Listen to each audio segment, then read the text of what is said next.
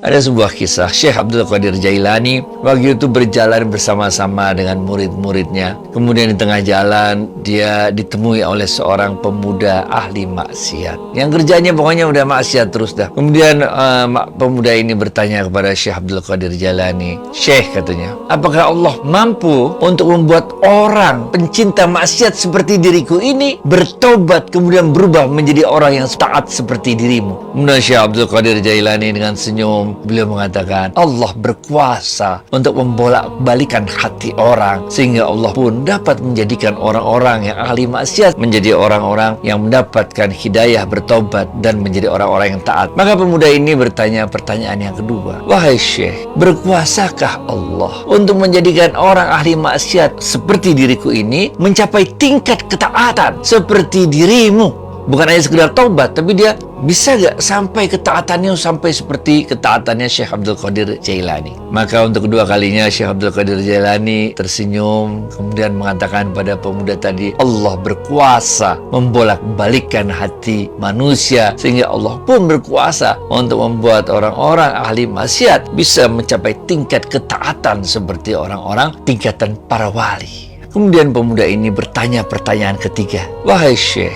apakah berkuasa Allah membolak-balikkan hati orang sehingga orang dengan tingkat ketaatan seperti dirimu, Syekh, kemudian menjadi ahli maksiat seperti diriku?"